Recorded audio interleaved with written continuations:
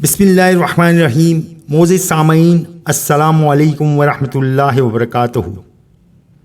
اللہ سبحانہ و تعالیٰ کی رضا اور اس کی محبت پانے کا سب سے آسان اور بہترین ذریعہ اللہ سبحانہ و تعالیٰ کی خوشنودی اور محبت پا لینے کے لیے استغفار انتہائی اہم اور ضروری ہے۔ اللہ سبحانہ و تعالیٰ ارشاد فرماتے ہیں، تم اللہ تعالیٰ سے استغفار کیوں نہیں کرتے تاکہ تم پر رحم کیا جائے۔ ایک اور جگہ ارشاد باری تعالیٰ ہے، جو شخص کوئی برائی کرے یا اپنی جان پر ظلم کرے پھر اللہ تعالیٰ سے استغفار کرے تو وہ اللہ کو بخشنے والا، مہربانی کرنے والا پائے گا۔ حضرت موسیٰ علیہ السلام کے زمانے میں ایک سرکش اور گناہ گار نوجوان تھا۔ اس کی بدعمالیوں کی وجہ سے شہر والوں نے اسے شہر سے نکال دیا۔ وہ شہر کے دروازے کے قریب ایک ویرانے میں تھا کہ اس کی موت کا وقت قریب آ گیا۔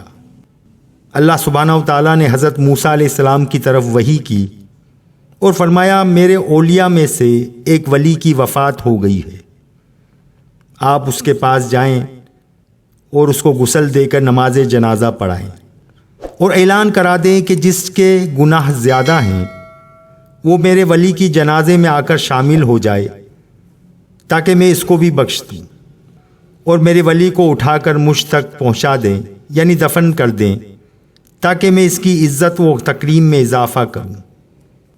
حضرت موسیٰ علیہ السلام نے بنی اسرائیل میں اعلان کر دیا تو لوگوں کا ہجوم جمع ہو گیا۔ جب وہ جنگل میں اس کے پاس گئے تو پہچان لیا اور کہا، اے اللہ کے نبی، یہ تو وہی فاسق ہے جس کو ہم نے شہر سے نکال دیا تھا۔ حضرت موسیٰ علیہ السلام بہت حیران ہوئے تو اللہ سبحانہ و تعالیٰ نے فرمایا، تیری قوم نے سچ کہا ہے۔ بات یہ ہے کہ جب اس ویرانے میں اس کی موت کا وقت آ گیا تو اس نے اپنے دائیں بائیں سب جگہ دیکھا، اسے کوئی دوست یا رشتہ دار نظر نہ آیا۔ پھر اس نے اپنے آپ کو دیکھا تو وہ تنہائی میں اجنبیت اور ذلت کے سوا کچھ نہیں نظر آیا۔ تب اس نے میری طرف نگاہ اٹھائی اور کہا، الہی، تیرے بندوں میں سے ایک بندہ جو تیری کائنات پر پردیسی ہے، اگر مجھے علم ہو جاتا کہ مجھے عذاب دینے سے تیری حکومت مضبوط ہو جائے گی اور اگر مجھے معاف کرنے سے تیری حکومت کمزور ہو جائے گی تو میں تجھ سے مغفرت کا سوال ہی نہیں کرتا۔ تیرے سوا میرا کوئی پناہ گاہ اور جائے امید نہیں۔ میں نے سنا ہے کہ تو نے اپنے کلام میں فرمایا ہے کہ میں غفور الرحیم ہوں، میرے مولا مجھے مایوس نہ فرما۔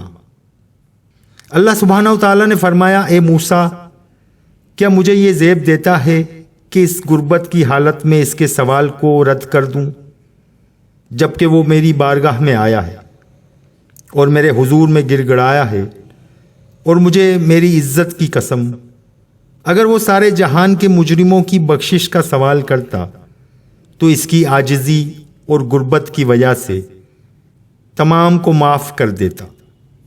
اے موسیٰ علیہ السلام، میں غریب کی پناہ گاہ، اس کا دوست، اس کے دکھوں کا مداوا کرنے والا اور اس پر رحم کرنے والا ہوں۔ پیارے دوستو، بے شک استغفار کے بہت زیادہ فائدے ہیں۔ گناہوں کی بخشش، بس جس شخص نے اپنے گناہ کا اعتراف کر لیا اس کو معاف کر دیا گیا۔ قرآن پاک میں ارشاد باری تعالیٰ ہے، اور میں نے کہا اپنے رب سے اپنے گناہ بخشواؤ اور معافی مانگو، وہ یقیناً بڑا بخشنے والا ہے۔ وہ تم پر آسمان کو خوب برستا ہوا بھیج دے گا اور تمہیں خوب پے در پے مال اور اولاد میں ترقی دے گا، اور تمہیں باغات دے گا اور تمہارے لیے نہریں نکال دے گا۔ پیارے دوستو، استغفار دلوں کو روشن اور ظاہر کرتا ہے۔ پس استغفار گناہ کو مٹاتا اور دلوں پر لگے ہوئے گناہ اور معاصی کے میل کچیل کو صاف کرتا ہے۔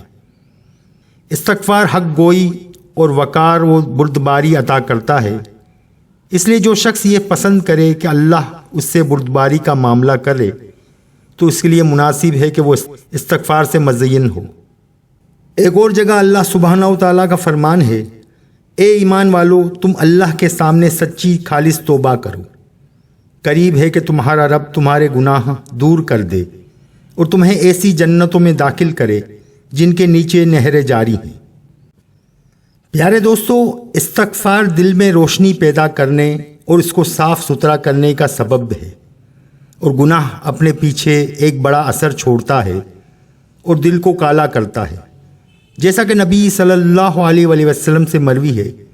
آپ صلی اللہ علیہ وسلم نے فرمایا، بے شک مومن جب کوئی گناہ کا کام کرتا ہے تو اس کے دل میں ایک کالا سا داغ لگ جاتا ہے، اور جب وہ توبہ استغفار کرتا ہے تو اس سے باز آ جاتا ہے تو اس کا دل صاف اور شفاف وہ چکنا ہو جاتا ہے، اور اگر وہ زیادہ گناہ کرتا ہے تو وہ داغ بڑھ جاتا ہے اور اس کے دل پر غالب آ جاتا ہے اور دل پر زنگ لگ جاتا ہے، جس کا ذکر اللہ نے قرآن کریم میں کیا ہے۔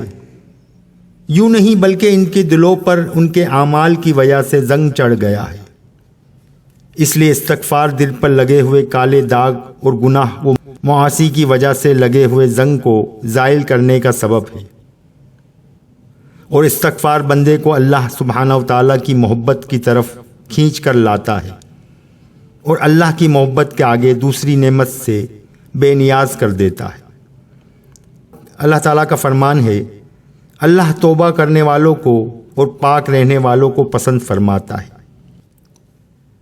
پیارے دوستو، استغفار کی شرطیں ہیں جن کا پایا جانا ضروری ہے تاکہ مغفرت کو حاصل کیا جائے، اور وہ شرطیں ہیں اللہ تعالیٰ کے لیے دل میں اخلاص، اور پھر اس کو حاضر و ناظر ہونا، اس لیے کہ اخلاص تمام طاعات کے قبول ہونے کی اساس ہے، اور دل کے لیے ضروری ہے کہ وہ عاجزی اور انکساری کے ساتھ اللہ تعالیٰ کی طرف متوجہ ہو، اور وہ کلمات کہ جن کی زبان سے ورد کر رہا ہوں اس کے لیے دل حاضر ہو، اور ضروری ہے کہ دل ان تمام جملوں کو یقین و اقبال و خشوع اور خضوع کے ساتھ سمجھنے والا ہو۔ یعنی جب توبہ استغفار کرے تو کہے کہ استغفر اللہ ربی من کل ذنب واتوب الیہ، اور خشوع اور خضوع کے ساتھ کہے۔ اللہ تعالی ہم سب کو معاف فرمائے۔ یہ اللہ تعالیٰ کا احسان ہے۔ اللہ تعالیٰ قرآن پاک میں فرماتے ہیں، سب تعریف اس ذات کے لیے ہے جس نے ہم کو اس کے لیے ہدایت دی، اور ہم کبھی بھی ہدایت نہ پاتے اگر اللہ ہم کو ہدایت نہ دیتا۔ ایک اور جگہ سورہ آل عمران میں اللہ تعالیٰ فرماتے ہیں، اے ہمارے رب، ہمیں ہدایت دینے کے بعد ہمارے دلوں میں کجی پیدا نہ کر، اور ہمیں اپنے پاس سے رحمت عطا فرما، بے شک تو ہی بہت بڑا عطا کرنے والا ہے۔ آمین۔ دعائے اللہ تعالی ہم سب کو عمل کی توفیق عطا فرمائے۔ ویڈیو کو لائک اور سبسکرائب ضرور کیجیے گا۔ انشاءاللہ تعالی پھر ملیں گے نیکسٹ ویڈیو میں۔ اللہ حافظ۔